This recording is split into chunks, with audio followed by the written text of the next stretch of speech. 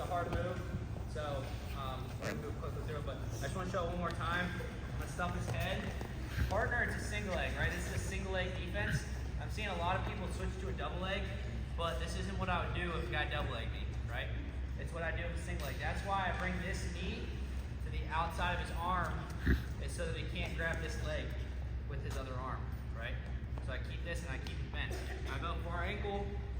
Now here, see how I keep this leg bent? He can't grab this leg. So with my left leg, he can grab that. I rotate. Now I hook, but I can't touch my feet together. If I touch my feet together, it'll be called illegal. So I just roll here. Now I'm in this position. Now I just pinch my knees. I'm not touching my feet. A lot of you guys are touching your feet, they'll call this illegal. So you just curl my top leg, and then I pinch my knees. And this arm is how we keep them on their back. We don't keep them on their back by lacing our feet. We do it by pinching knees and managing this arm. If that makes sense. The next thing we're gonna cover is just, if he has a single leg again, and this could be head inside or head outside, right here, but I'm gonna sprawl here, and let's say I'm gonna start attacking to a high crotch on this side. So I actually did this at the Olympic trials in the semis, but the guy shot a single leg and his head was down, and he was just trying to hold on, and I was trying to figure out a way to score without him coming up.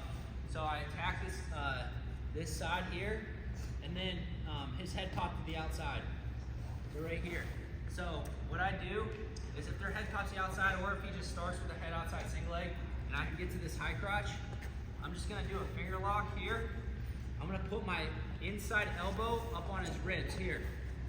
This keeps him down. Because if I'm just here, now we're just 50-50, and we both have a high crotch, right?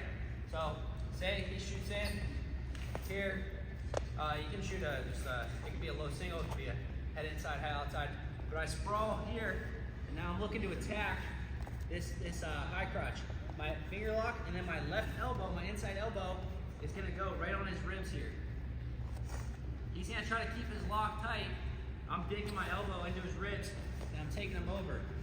Now for freestyle, this guy's probably just gonna try to stay flat. He's gonna try to keep my leg up. He's gonna try to stay flat so that he doesn't get exposed. Here.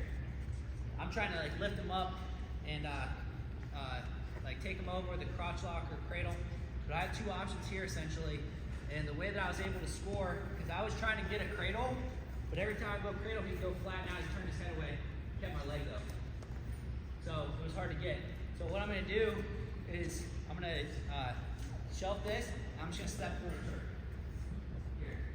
Now I got my place. So anytime, say guy shoots this, I sprawl, and I can attack, and I like attacking it more from head inside, so let's just have our opponent stay head inside for now. I'm going finger lock, I'm keeping my knee slide in to keep his head tight here, but now my left elbow comes up on his ribs. I start circling, and I can either cradle, his head's still inside, I can cradle, or I can step over and turn here and just finish. But guys, when they shoot your legs, they think that you're just gonna sprawl and try to defend, maybe spin. But when you start attacking their legs, they start to, you saw with him, he kept letting go. And I didn't tell him, hey, keep holding my leg. They'll let go because they don't want to get cradled or put to their back, which happens a lot. But sometimes guys do hold on that are a little bit more flexible, and that's when you need to, cradle them or put them in a turn. So here, circle this way a little bit. So I sprawl, especially if guys leave their foot up like this. Even if they don't leave their foot up, say they're here, I can still go and attack it. So I'm just grabbing my fingers like this. Here. Now I knee slide in, I'm trying to get him to his hip. So my elbow slides up into his ribs here. I start shelving this leg. Right here I cradle. I get my cradle. If his head pops out, I'll step through a Turk. Here. You get the finish here. So you guys have two options there. You can, if the guy's head stays in, look for your cradle. If his head pops out and you can't get the cradle, step over and Turk. One more time.